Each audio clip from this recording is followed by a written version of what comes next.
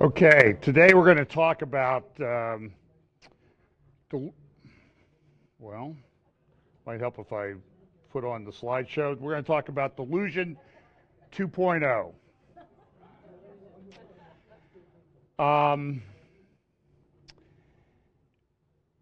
If you want, last week somebody asked, I had said I had a friend who was going up to the Kurdish areas. If you want to send me a email to my church email address, which is, it's either johnhaller@fbchapel.com or jhaller@fbchapel.com. I can get you Mark's PayPal account so you can contribute to that if you like. I apologize. I was going to put it in the YouTube comments and I couldn't find out the place to respond. You know, as I prepare these things each week, sometimes I'm stunned at the speed with which things are happening, and this week was no exception. As I've said many times, the world recognizes that things, well, just aren't going the right way. One of the areas that we look at to indicate that we're living in the end times is the fact that there's growing delusion and deception. In Matthew chapter 24, Jesus warned us more about deception in the end times than anything else. There would be many antichrists. There will be great deception. Take heed that no man deceive you. Take heed that you don't fall for any of these false Christs that would be coming on the scene. It's also talked about in Romans chapter 1 that God sends a judgment on the world, that there will be strong delusion. And it's a judgment. And part of it is tied into improper view of sexuality, and it certainly appears that that's something that has come about in our time, especially in the last few years since in America, the Supreme Court issued the same-sex decision, the Obergefell decision, allowing same-sex marriage. And that just sort of opened the floodgates to all sorts of things, transgenderism, and just one thing right after the other. And it was to be expected, but it's come in like a flood. In Luke chapter 17, Jesus said that it would be as it was in the days of Noah and as in the days of Lot. And I've mentioned many times that Lot felt oppressed. It says that in 2 Peter chapter 2, that Lot felt oppressed by what he saw going on in Sodom around him. And I know from the communications and emails messages that I get from people that watch this and other updates, prophecy updates that people do, is that they do feel oppressed. They feel like they're really not part of the world. And I do think that part of that is God is doing a work in the faithful remnant and sort of decoupling us from the world so that we realize that our hope is in Christ, that however we depart this life will be with Christ. And that's our great hope. Because even Paul said, that it was better for him to depart this life than to remain, because his focus, his love was someplace else. Now, that doesn't mean we just give up or we just sit back and that we don't be salt and light and do all of those things. But in 1 Corinthians chapter 1, it also talks about this. For the preaching of the cross is to them that perish foolishness, but unto us which are saved it is the power of God. For it is written, I will destroy the wisdom of wise, and I will bring to nothing the understanding of the prudent. And in that passage in 1 Corinthians chapter 1, my little paraphrase of it is, God morons the world. The word there is the root word for moron or moronic, and God gives people over to a foolishness. And we've looked at a few times we've looked at the scale. Idiot is the lowest, then you have imbecile, and then you have moron. So even God doesn't send you all the way down to idiot status. Sometimes that's self-inflicted, and it seems like that's happening a lot in the world. And I could bring you example after example. And so, look, I expect this from the world. I want you to know that. I only talk about these things, one, is so that you're aware of what's going on, and that you might be able to deal with it as someone operating from a biblical worldview. And two, that when you see these things and you think, well, that's not right, that you're not alone. There's a lot of others of us who think that those things aren't right as well. Because it is crazy out there. I'll give you an example. I mean, one of the prestigious universities in the United States is George Washington University. It's named after, in case you've been to college, you might not know that George Washington was the first president of the United States. He had a very long and distinguished military history. Before that, founded different things. He was a very wise man. He, by the way, only lived to, how old was he? I think he was 67 when he passed away. 67 or 68, somewhere around there. So he lived a relatively short life, but boy, he accomplished a lot. And he wasn't perfect, okay? I mean, in his time, he was a giant, though, aside from being 6'4", but he was a giant of a man. And it seems that the George Washington University, which bears his name, has gotten away from that. They have they call this an Excellence in Leadership Seminar.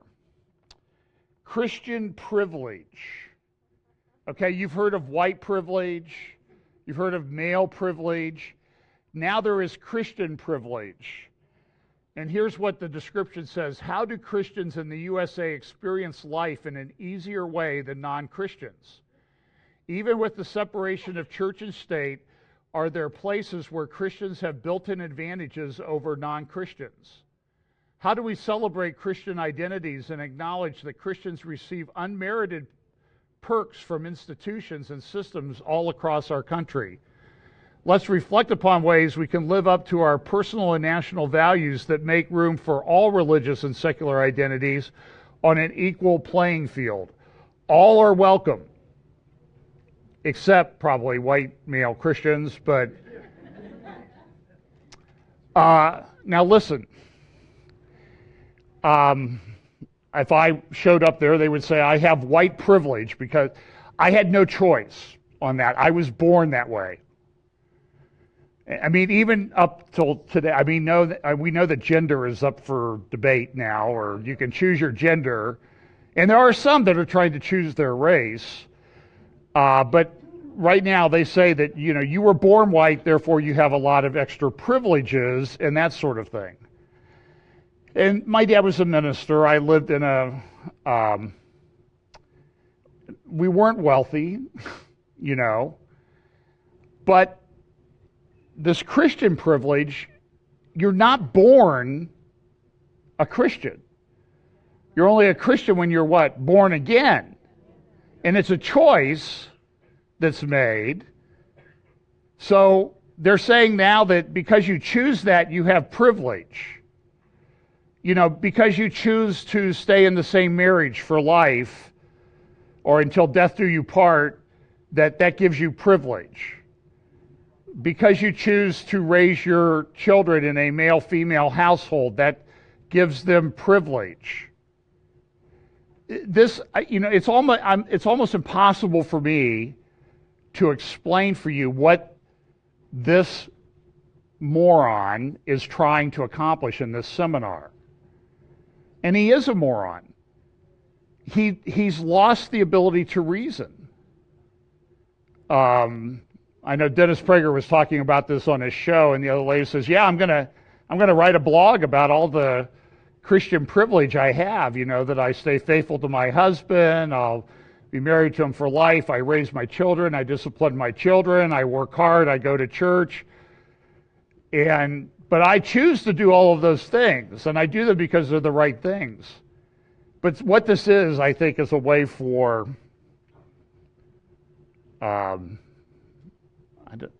this will sound really, like I haven't been judgmental already, so here it goes. For lazy people to have an excuse as to why they're not accomplishing anything. Because, we weren't rich. We lived in an 800 square foot, 3-bedroom house. You know, we had a coal furnace. I had to go down and I remember going down in the morning because there was frost, you know, and the kitchen. I'd go down and fire up. When I was a kid, you know, if you're first up, you went down and fired up the furnace. And it didn't. I mean, it didn't damage me, but this is privilege. I mean, this just shows where a prestigious university goes and has the seminar, and they think that they're accomplishing something. So I won't make any comments on this other than I'm sure that all the conspiracy people are going to have something to say about this. What caused it? I don't know. There was a fire at Trump Tower yesterday in New York City. One person died. It was, you know, you can see it's a pretty spectacular fire. It's 50 floors up, so it's not like you're going to get a ladder up there. So they had some brave firefighters went up there to fight that thing. I won't talk about this too much either. This is just an example, I think, of the lawlessness that exists in our society now. That the FBI, who's enforcing the law, won't respond to legal subpoenas. It's inexcusable. I don't understand it. And Kimberly Strassel had a great article about why are they doing this? Are they hiding something? Listen, I'm a lawyer. In my career, I've served hundreds of subpoenas on parties to get documents. And the presumption in the law is, in fact, now with electronic discovery, when they go back and look at all of your email and that type of thing, and you have to produce all of that, massive amounts of information. I mean, talking about terabytes of information in some cases. And if you don't produce it or you've destroyed it, the presumption is you're hiding something, and they will, if any inference is to be drawn from that, it will be drawn against you in court. So why can't we draw the inference? Why can't we apply that same standard to the FBI? It's amazing. This is a problem that I just was not aware of. A lot of news that this year there have been more murders in London than New York City. They're relatively the same size cities. And of course, in London, they're kind of like, well, what's going on? What's happening? But we know what's happening. We know that they've let a lot of people in that don't share their values. And there's an increase in violence because of that. I've heard a number of speeches in the past week by a lady named Katie Hopkins, and I know you don't need to write to me and tell me that she's the most hated woman in Britain and everything. I get that, okay? But I haven't really heard anything that she said that really causes me concern. She's gone recently she went to Sweden because she had heard that there were no-go zones in Sweden. And she was on the metro or subway, whatever they call it there in Stockholm. And she was staying on the train because she wanted to go into the part of the city where she's heard that there's no-go zones. And when she wasn't getting off the train, some lady was telling her, no, you have to get off the train now. You have to get off the train now. It's not safe for you to go any further. But then they cooked the statistics, the crime statistics, to show that, oh, well, there's really no problem, or they ignore what the problem really is in Stockholm. And they've had, I think the statistic she quoted was they've had 1 million immigrants over the past few years. Well, Sweden is not that big. I mean, what is it, 6, 7, 8 million people to begin with? And they brought in all of these immigrants, and now they're wondering why they have a problem. And now in London, they've done the same thing, and now they have a problem. Listen to this. I mean, there was a report this morning that like 2 out of 3 burglaries, you don't even get a response from the police now in London. I think that was in the Telegraph or the Guardian. Here's a little BBC interview with I think a member of parliament talking about his experience and like, I've been trying to call the police and here's how they've responded. We've cut our border force. The National Crime Agency is absolutely the lead agency in this regard. It itself reports an increase in this activity. But what I'm saying is we aren't debating this in Parliament. I raised it. Or indeed in the City of London. We haven't heard anything from the Mayor of London. Where is he? Well, look, I've had 4 deaths. I have not had a phone call from the Home Secretary. I have not had a phone call from the Mayor. What I see... You haven't had a phone call from the Mayor? You're a Labour MP? No one's come to visit my constituency. This is happening across London at large. Frankly, I'm sick of the political football. What I want is a political consensus. The City of Glasgow had a problem 10 years ago. It was the murder capital of this country. Last year, not one death as a result of a stabbing, because there was a political consensus between the Labour Party and the SNP in the Scotland example. They have a public health strategy, all agencies coming together, all resources, and the community itself was sick of it. So people are stepping up to act. Yeah, so it's interesting. And they don't have the Second Amendment in United Kingdom. So let David Hogg go over there and bug them about getting rid of, they don't have a Second Amendment, but they have more murders in London this year. And that's the subject of The Economist magazine this week is what's going on.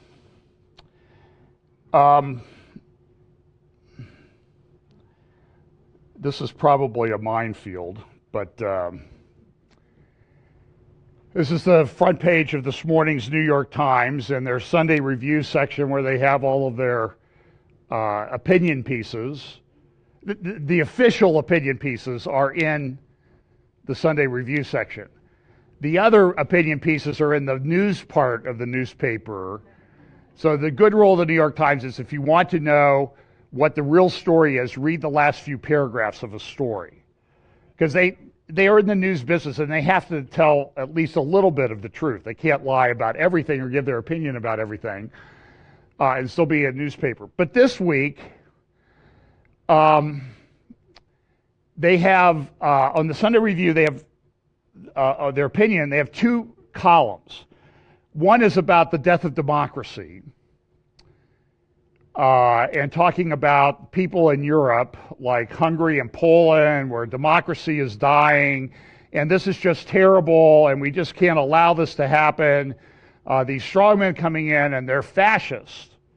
And then there is a story here at the right. See, his fascism on the march. Okay, so they have Europe there, but this fascism on the march is not about Europe. The column is written by Madeleine Albright. Okay, but she was a Secretary of State of the United States for 4 years in the Clinton administration. And she writes this article, Fascism on the March, Will We Stop Trump Before It's Too Late?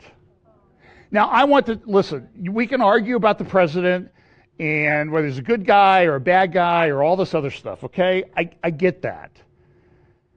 But he's not shutting people, he's not censoring people, is he? Not that I know of. He's just calling people out. And so this is fake. This is Delusion 2.0, in my opinion. And I will just tell you that in the days, weeks, months, and years ahead, however long this world has to go before the Lord returns, this is the beginning, not the end. I think it gets worse. I mean, we have this whole thing with Facebook. Eric Barger was on Jan Markell yesterday, and he did a great job talking about different things with how these people use data. We give them they have a product, it's your data, Google and Facebook. And we give it to him, and he said he downloaded his Google data file and his Facebook data file. You can do that. You look up his videos or articles on his website, Eric Barger, I think it's ericbarger.com, and and he gives you instructions, I think he said he was going to, about how to download your thing. And he says it's like my Google data file is gigabytes. Said that every picture he had ever taken with any of his cell phones was in his data file. Every single one. Google had a list of every place he had been over the years. So, look, a lot of people say, well, get off Facebook, do this, and, Gmail, I mean, we're considering getting rid of our Gmail accounts, and we'll notify you if we switch.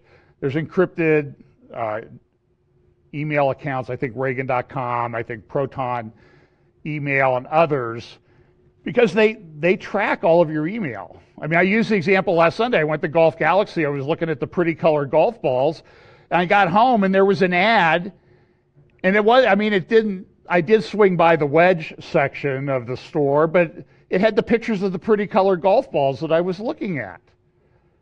When I got home, it knew where I was. And at this point, I don't think it's possible to, unless you're going to go live off the grid someplace, and then if you're in Florida, they'll sue you because you're living off the grid, and to make you live on the grid. And it happens. You don't have, do you want electricity? How many of you like electricity? Okay, my wife she goes, you bet. And she loves that one hair dryer, blow dryer too. We got the Cayman once, and her luggage didn't make it, and her blow dryer. So here we are in paradise, and she's having a meltdown. Like, how can I we're on vacation. Well, they don't have the right kind of blow dryer. The right kind of blow dryer. I didn't know there was, when I do use a blow dryer, it's like a 30 second. Anyway, that's another point here. So, but this data thing it's not possible to put the genie back in the bottle. And listen, God has a bigger database on you than anybody else anyway, so that's the one you really ought to worry about. But listen to what this Facebook says. They're going to set ads rule. Facebook Inc. will soon require that advertisers wanting to run ads on hot-button political issues go through an authorization process first. A move the social network hopes will prevent the spread of misinformation across its platform. In China, this is an article that is in a couple places in Foreign Policy. Life inside China's social credit laboratory.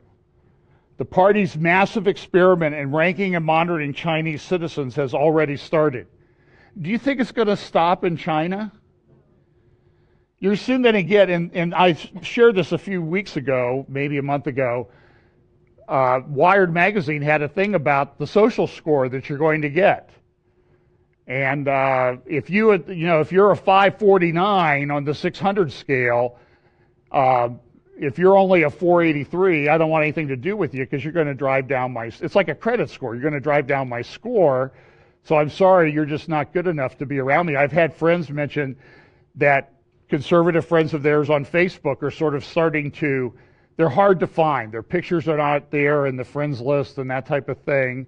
And they're conservative, outspoken people. They're being what's called shadow banned. Here is a brief clip of a town hall that Breitbart did the other night. I think I put it up on my Facebook page. You can find it. I'm sure this gives me my credits. I'm on the down elevator, and I get that. So this is a clip, just a few minutes of Ann Coulter talking about some of the things that she's observed. She's been shadow banned. She has lots of followers on Twitter. But what's happening is those followers are not seeing, Twitter is preventing those followers from getting notified when she tweets something. It's called shadow banning. Twitter can say, those are the fascists, these little Twitter, Facebook people, they're the fascists. They're the ones who don't want free speech and that sort of thing. And I know there's goals like we can set up a separate network. It's very expensive, and Google has cornered the market, Facebook has. I don't know if it can be, I don't know if you can put the genie back in the bottle. Here's just a little bit of Ann. What do you think? Is it, describe what you mean by that. I've been waiting for this even before Trump came along. I just think we'll all wake up one day and I'll try to go to Breitbart and won't be able to get there. I'll try to email you and won't be able to get there. I won't be able to find the Drudge Report. The internet has been a disaster for the left. Why? And this isn't just a liberal issue, but this is my perspective on it. The left already controls all the institutions. They have all the networks. They have all the newspapers. They have the schools. They have the universities. They're teaching preschoolers white privilege. They can't possibly gain anything from the internet. No, the internet, oh my gosh, it was the greatest thing that ever happened to conservatives. So that is what they need to go after and shut it down. And they play this game. I mean, now, once Trump came along, now it's just direct censorship, as is happening to Breitbart. But even the things that seem content neutral, it's like the old line, the law in its majesty prevents a prince or a pauper from sleeping under the bridge. Well, it really kind of impacts the pauper a little bit more. Any attack on the internet, on total free speech on the internet, is a disaster for conservatives, which is what we're finding. And the stories you guys were telling me the other night of what, I mean, I suppose I shouldn't pay attention to these things more. I am trying to communicate, but I pretty much just send out my tweets and I don't know or care who reads them. They're out there. But people who actually run businesses like Breitbart pay attention to these things, and it's really shocking what is being done to Breitbart. This is a major threat. I'm a little ticked off at Donald Trump right now. But one thing that he's done, we may never get a wall, but his concept of fake news has been so important, so great, because who is he calling fake news? That's what they've been trying to, that was the first attack on places like Breitbart. Oh, it's inaccurate, you can't trust it.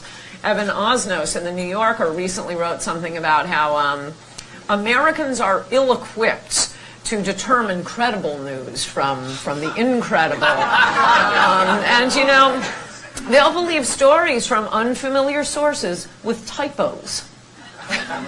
Well, okay, how about this week with the YouTube shooting, which I don't have a job, luckily, so I can sit around and watch TV all day. And when that story first broke, it was being covered like the moon landing. MSNBC brought in Brian Williams. It was 24/7. They're flying all the reporters out to YouTube headquarters. And then a few hours later, I noticed completely gone.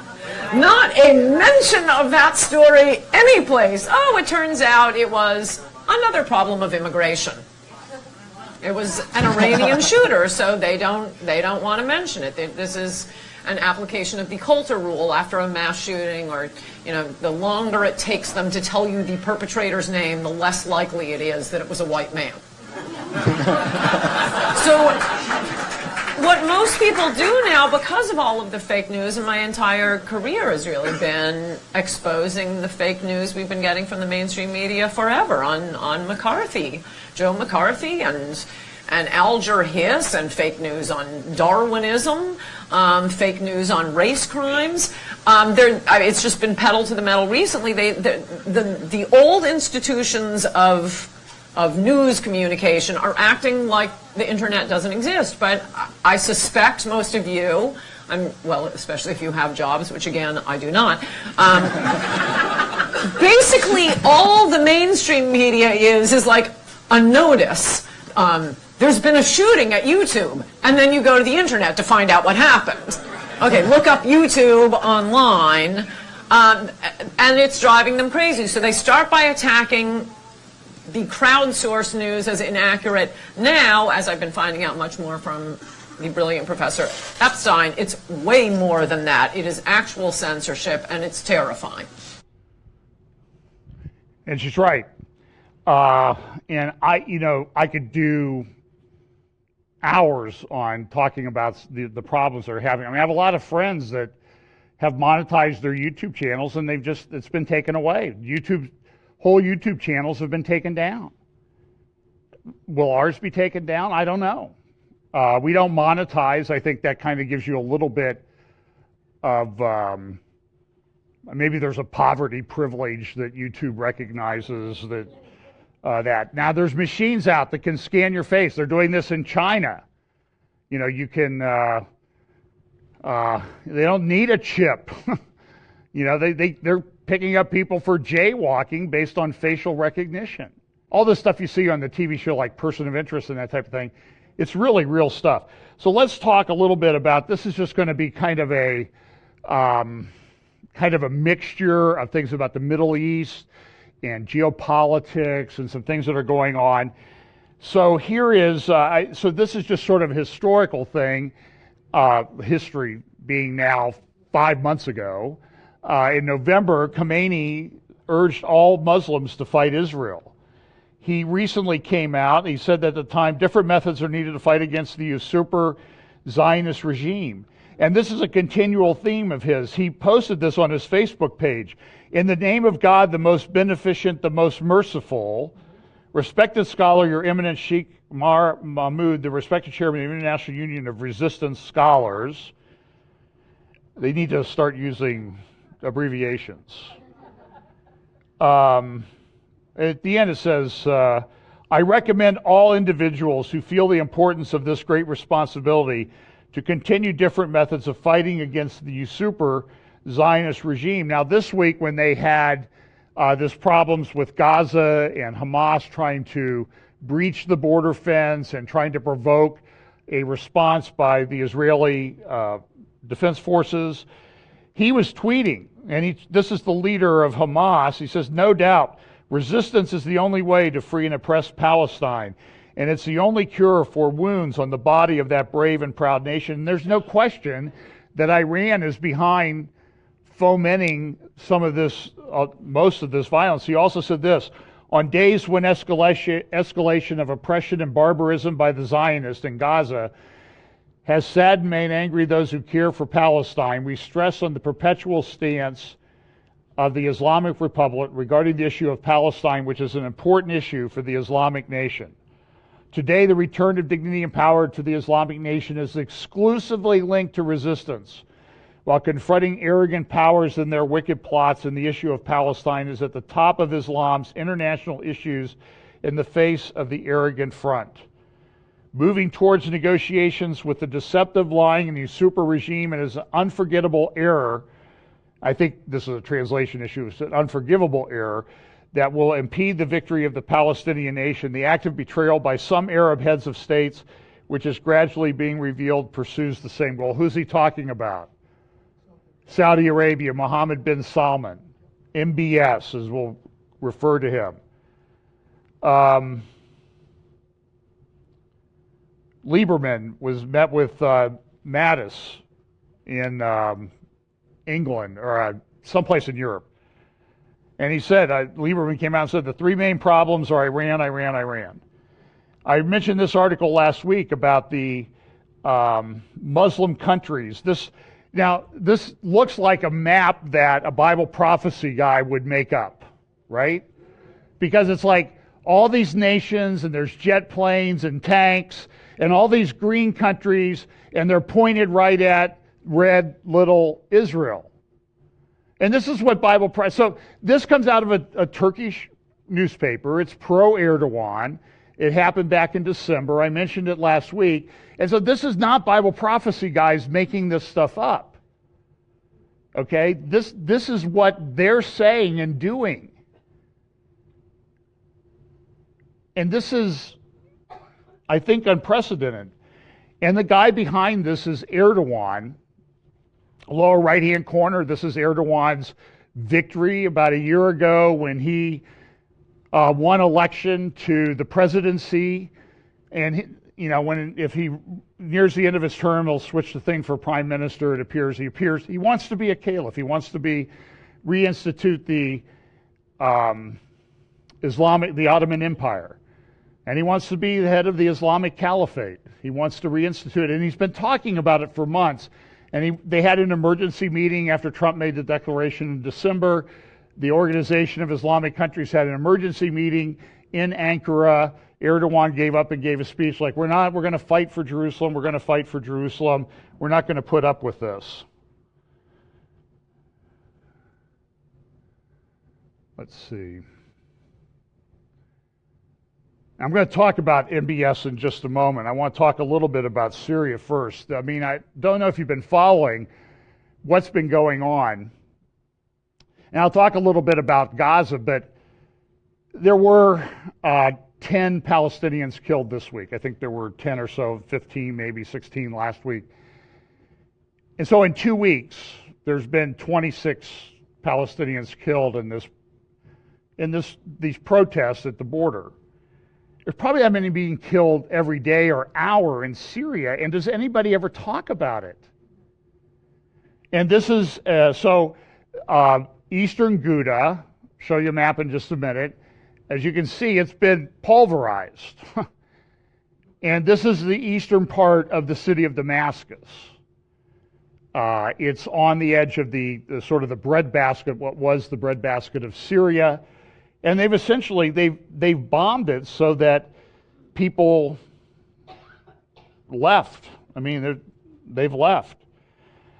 The Assad's army has solidified control. This is from Haaretz, which is a left-wing newspaper, solidifies control while violating the accord with Israel. And so this is sort of since it's Haaretz and it's sort of related to the New York Times, you know that you got to read to the end. But look at what it says here in the beginning. First of all, it mentions that Trump wants to leave Syria. And even the left-wing press in Israel saying, well, wait, why do you want to leave Syria? You can't leave Syria.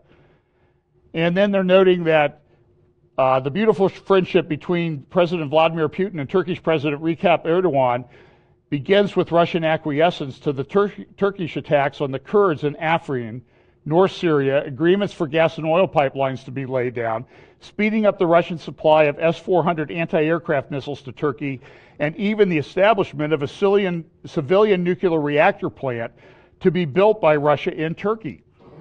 And Putin went to Ankara this week, and he helped lay the cornerstone for this new nuclear power plant. I think it costs like $20 billion. And Turkey has more people in their armed forces than any other country in Europe, any other country in NATO except for the United States. In other words, Turkey remains a NATO member in name only.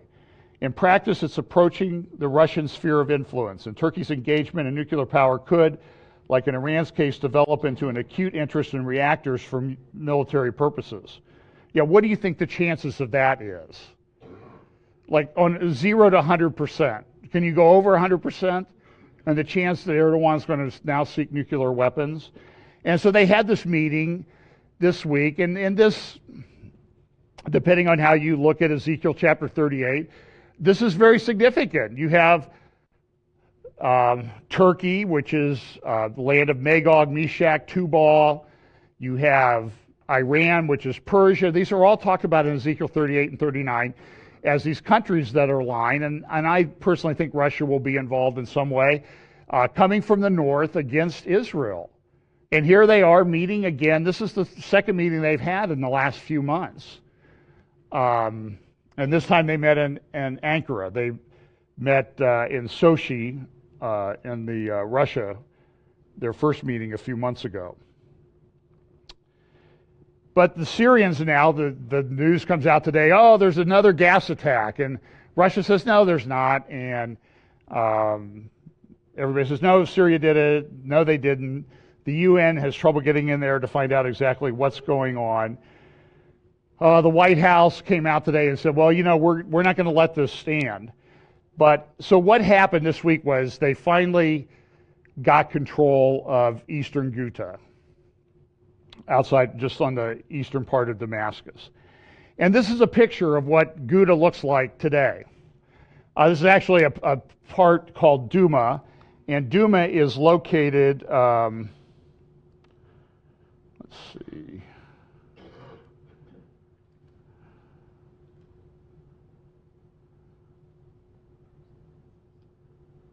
Here we go. Okay, so here is Duma right here. This green area. And here's Damascus. So you can see it's sort of a northeastern suburb of the city of Damascus. And it's been destroyed. Here's some drone footage. I don't think there's any sound on this. That was taken this week, flying over the main square there in Duma. Look at the buildings.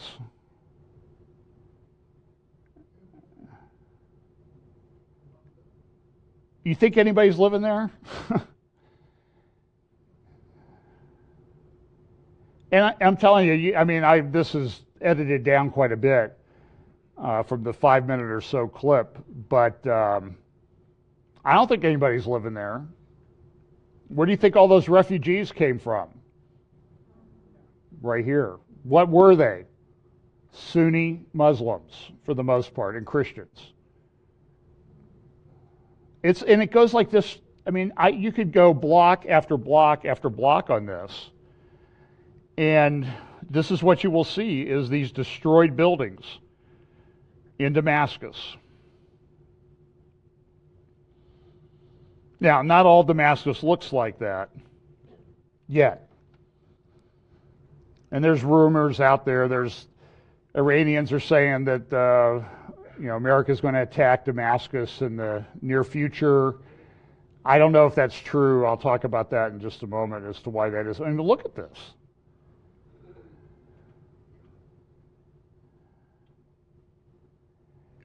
That damage is not caused by anything other than barrel bombs. Pretty stunning, isn't it? I just don't think we have any idea.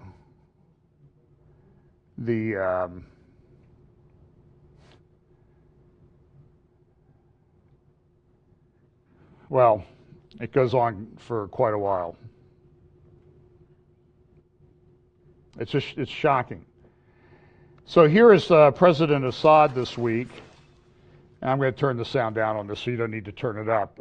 In the lower left-hand corner, he went out for a drive through this area, which is what you do, right? When you've destroyed an area, is you go get in your car and drive through it when you're the head dictator. And then here he is meeting with his troops in Ghouta just the other day. And they're all shouting and chanting, welcome, their support for Assad in the midst of these ruins. It's just pretty. I mean, look out the window of his car as he's driving by. There's just, this is the area that he's driving through is eastern part of Damascus. It's just wrecked. And by the way, these are videos that he put up on his own Twitter account.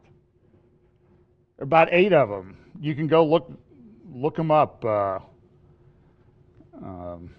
don't know if it says Madman Assad or whatever his Twitter handle is, but this is counting the dead in Mosul. They've been going in to try to figure out how many dead people are. This is where ISIS was running things and killing people, and now they're finding that between ISIS and the attacks to take back Mosul, there are far more deaths than what they've said. Foreign Policy has a good article. ISIS 2.0 is really just the original ISIS. There's some other things that are going on that I think this is where I'm concerned. I think a radio program you should listen to is Secure Freedom Radio with Frank Gaffney, Center for Security Policy. Secure Freedom Radio. You should find it. And it's an hour show every day. He interviews people like Katie Hopkins, Diana West, Mark Schneider, who wrote this article, Peter Pry, Phil Haney, all these people that give very good information about what's going on. And this is a concern that Mark Schneider's been writing about, is that Russian tactical nukes are real. And what's happened is that Russia has put into place these tactical nuclear weapons. They're low yield. We even acknowledged it in our Russian military power thing, and they compared Russia's non-strategic nuclear challenge. Look at the different weapons that Russia has that can use low-yield nuclear explosive devices, and then look at what we have. And so this is why when I hear people chanting for war, I'm concerned. Because when Putin's out there saying all this stuff that he has, I'm believing him, and I don't know how we respond. they give a scenario here. Imagine this scenario, much like it did in Ukraine, Russia. Russia invades Estonia. The U.S. comes to the defense of its NATO ally, but as American troops flow forward, Russia uses a tactical nuclear weapon on a U.S. carrier group in the Baltic Sea, killing a few thousand. If you were president, how would you respond? I mean, what do? We have an ICBM, so we launch an ICBM, but what's Russia going to do in response? They're going to launch an ICBM. And so it puts us in a very bad spot because we don't really have anything to respond to. Then you go in, then China comes out this week and says, hey, we're going to support you guys. And one of the ways that they're going to support, and they're way ahead of us, I think, is in the area of cyber attacks and cyber forces. They're really far advanced. You layer on top of that space weapons. And they had at the University of Pennsylvania, the Center for Ethics and the Rule of Law had a seminar the other day, the weaponization of outer space, ethical and legal boundaries. And so all of these things that for decades, Bible prophecies, students and teachers and speakers have put all of this into their talks. And people would laugh, oh, weapons in outer space, yeah, we're going to do that. Or cyber warfare, or the mark of the beast, how's that? And people were skeptical that this was going to happen, and now here we are. So this is, I think, interesting. I'm going to talk about MBS, Mohammed bin Salman, and it's interesting what happened. So here is the New York Times article this week about Mohammed bin Salman. He's on a make nice tour, meeting everybody in America, and I think today he was meeting with Macron in France. The Atlantic has an article. Now, this is an article in the Atlantic recently called their current issue, How Evangelicals Lost Their Way and Got Hooked by Donald Trump. But Jeffrey Goldberg did and you can read that article what you want, and to make your own decisions. But Jeffrey Goldberg did an interview with MBS. 60 Minutes did an interview with him. And I'm concerned because everybody's fawning over this guy. Oh, he's so wonderful. He's so charismatic. And I'm like, even Hugh Hewitt was interviewing Jeffrey Goldberg. Says, oh man, I read this interview is fantastic. It's unbelievable. So I went, and I'm going to read you part of the interview. I'm going to take 10 minutes or so. Saudi Crown Prince, Iran's supreme leader makes Hitler look good. Now look, a lot of us would agree with that. And he said this, I believe that each people anywhere has a right to live in their peaceful nation. I believe the Palestinians and the Israelis have a right to have their own land. This is unprecedented for an Arab leader to come out and say this, that Israel has a right to exist. This is really a game changer. But listen to what some of the other things that he said in this interview, and I hope you hear them, and I hope you share my concern with where this is going. And look, if he's making peace with, if he wants to be nice to Israel, I'm okay with that. But I'm just saying is, be very, very cautious. When you shake hands, count your fingers. Listen to this. Islam is a religion of peace. This is the translation of Islam. God and His Islam give us two responsibilities. The first is to believe, to do good things and not bad things. If we do bad things, God will judge us on Judgment Day. Our second duty as Muslims is to spread the word of God. For 1,400 years, Muslims have been trying to spread the word of God. In the Middle East and North Africa and Europe, they weren't allowed to spread the word. That's why they fought to spread the word. But as you also see that in a lot of countries in Asia, Indonesia, Malaysia, India, Muslims were free to spread the word. And how many tens of millions died in India? 100 million, maybe 200 million were killed as the word was spread. They were told, go ahead, say whatever you want to say. The people have free will to believe. Well, this is direct quotes. This is right from the transcript, the translation, what he said. have free will to believe whatever they want to believe in. Islam in this context was not about conquering, it was about peacefully spreading the word. And I'm telling you, everybody is just like, oh, it's so wonderful. I can never go to Saudi Arabia now. Probably can't go to Turkey or Iran either. I'll get there someday. But God didn't ask us to do this, and the Prophet Muhammad did not ask us to do this. God only asked us to spread the word. And this mission is accomplished. Today, every human has the right to choose their belief. In every country, it is possible to buy religious books. The message is being delivered. We have no duty anymore to fight to spread Islam. But in the triangle of evil, they want to manipulate Muslims to tell them their duty as Muslims, their dignity as Muslims requires the establishment of a Muslim empire. First, in the triangle, we have the Iranian, he's talking about a triangle of evil, the Iranian regime that wants to spread their extremist ideology, their extremist Shiite ideology. They believe that if they spread it, the hidden Imam will come back and he will rule the whole world from Iran and spread Islam even to America. Listen, Sunnis believe the same thing. So, the second part of the triangle is the Muslim Brotherhood, which is another extremist organization. They want to use the democratic system to rule countries and build shadow caliphates everywhere. Then they would transform into a real Muslim empire. And listen, he came right out and mentioned Iran. You heard the speech that I read to you earlier, Erdogan, where Erdogan was talking. In fact, here's what Erdogan said. I didn't have time to get this into a slide. He said this, I think this is a speech in March, just a month ago.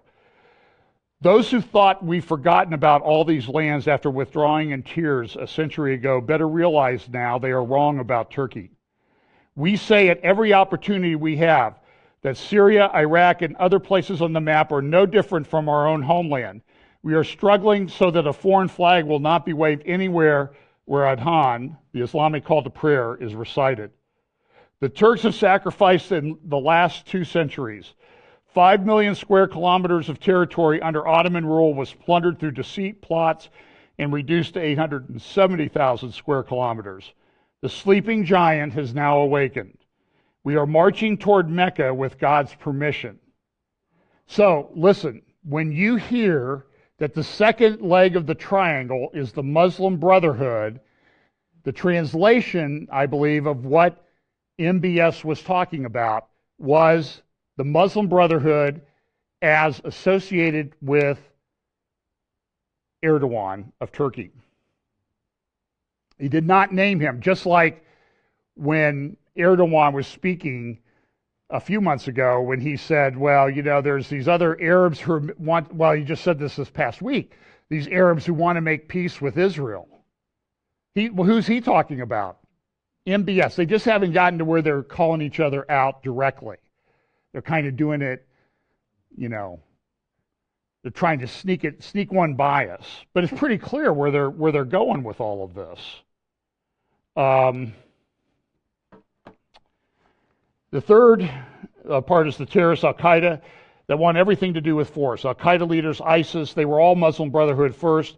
Osama bin Laden, al-Zawahiri, the leader of ISIS. This is very clear. This triangle is promoting an idea that God and Islam are not asking us to promote.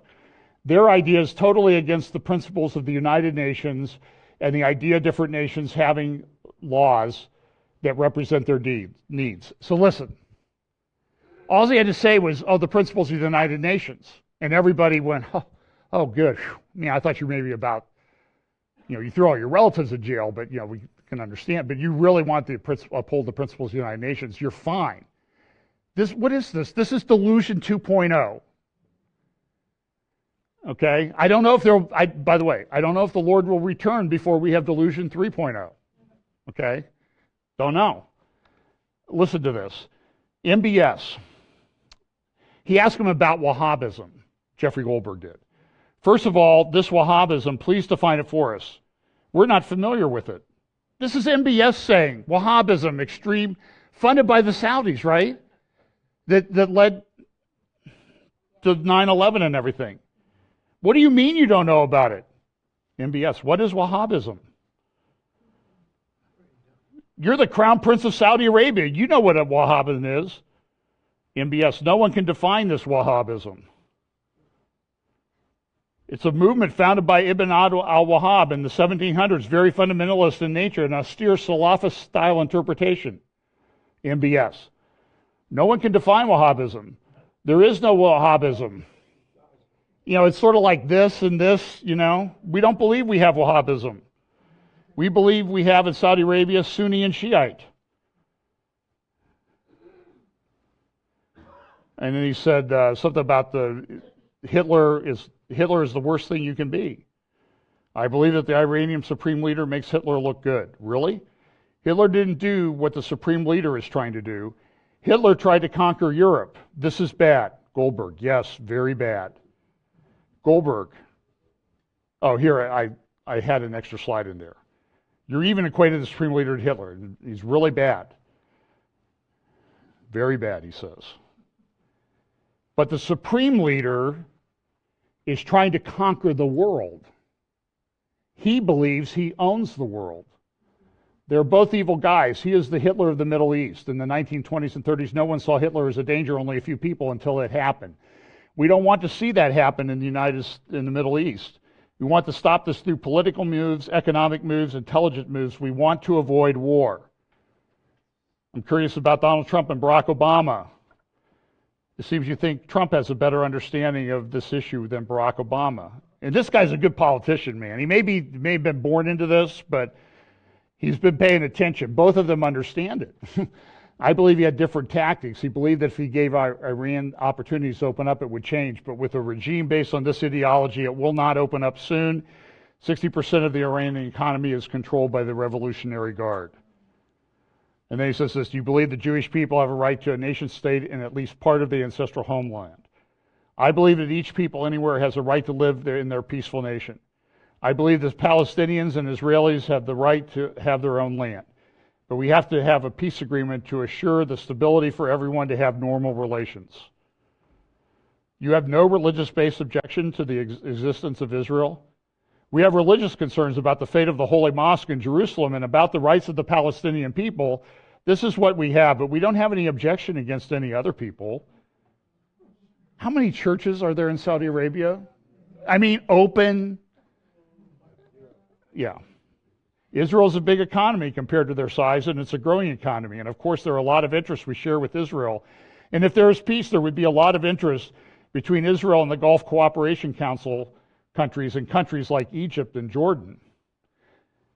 And this is also in the article. According to the former U.S. peace negotiator Dennis Ross, moderate Arab leaders have spoken of the reality of Israel's existence, but acknowledgement of any sort of right to Jewish ancestral land has been a red line no leader has crossed until now.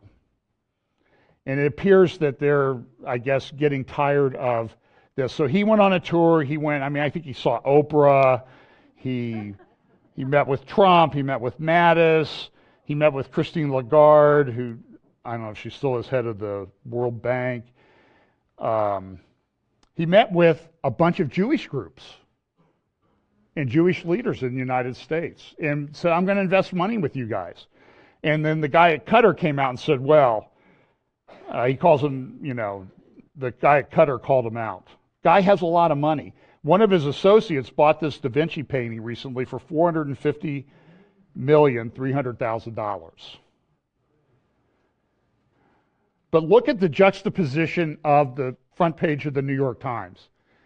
On the right, you see the Saudi Princess Tour, Gates, Oprah. On the left, though, what do you see? Alarms raised on nominees' views on Islam. What's that about? Well, the new nominee for Secretary of State, Mike Pompeo, is going to face a big fight. Why? Because he's come out and he says he thinks Islam is not so good. It's evil. He's called it out. He's said what a lot of us believe. So Pompeo, they're fighting, like, we can't let this guy in our government. And then here comes the guy who's the head of the holy places, and it's, hey, this is great. Look at this guy. Isn't he wonderful? On a yacht and a house, he spent $1 billion. One house, one yacht. So he's got some pretty serious coin. But I'm very concerned where this is going. I think Prime Minister Netanyahu is welcoming it, but is very skeptical. So here's this Gaza thing. Let's do this, and then we'll... they put, like, supposedly 10,000 tires. Several of them might have been the flats I've been having because of all this road construction around Columbus. Look at the headlines. Everywhere you looked, it was headlines. Israeli troops killed 9 Palestinians, 10 Palestinians. The number kept going up. Here's some, like, lower part is just some of what's going on when they're burning this. This is on the Gaza side. And by the way, did you see this in the upper video? Look at the flag up top. Do you see the 2 Palestinian flags and what's in between? Now, people are saying that's photoshopped because nobody believes it's Delusion 2.0. No, people don't even believe what they see. I mean, I saw a big discussion on Facebook about, oh, that's a fake photo. It's fake. But this is what they were doing. They were trying to cause a border incursion. This is very bad pollution, by the way. I mean, I know there's been a big fear. There's like a place up around Upper Sandusky that has like millions of tires up there. Do you know about this? And if it ever gets struck by lightning the wrong way, it'll be very bad. I mean, this is 10,000. We're talking millions of tires up there. Probably shouldn't scare you like that, but there's big piles of them. I think they've covered them over. But I mean, so this is what's going on. Look at the end. Well, they were just throwing rocks. I mean, David took down a 9-foot guy with a rock like that, throwing us. And they're very good with these slingshots, and they can go very quickly.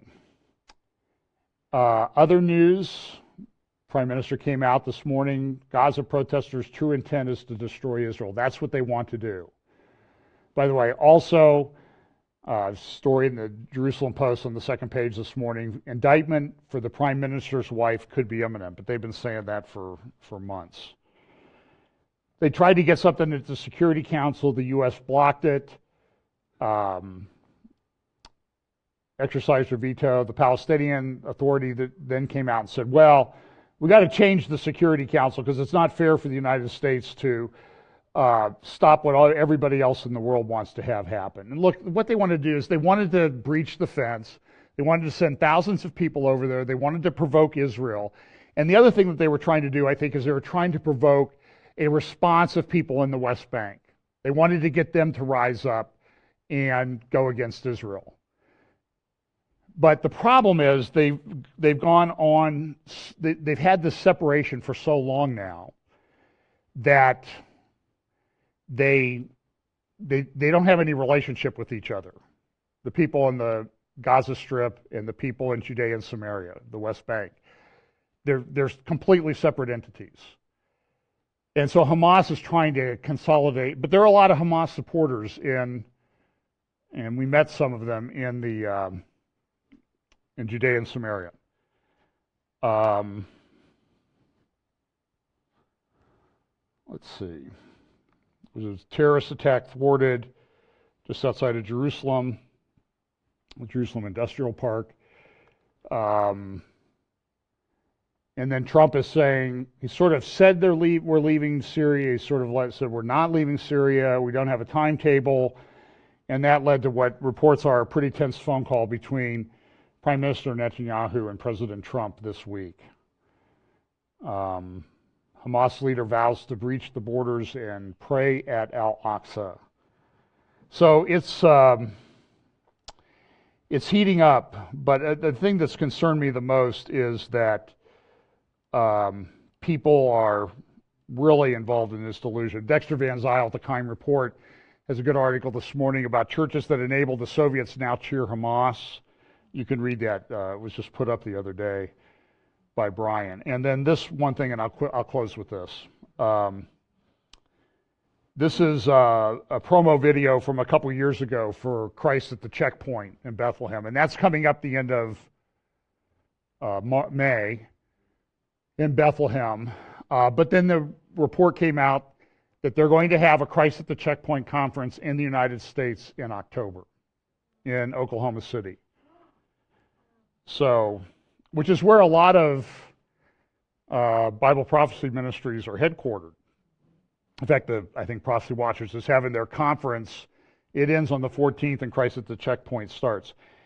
And I am going to talk about this, but because I think this is important, but I'm going to do it when I have a little bit more time, about Jewish families moving back into Hebron, into a couple homes right near the cave of Machpelah. I think it's a very important thing to talk about. Let's see, do I have anything else?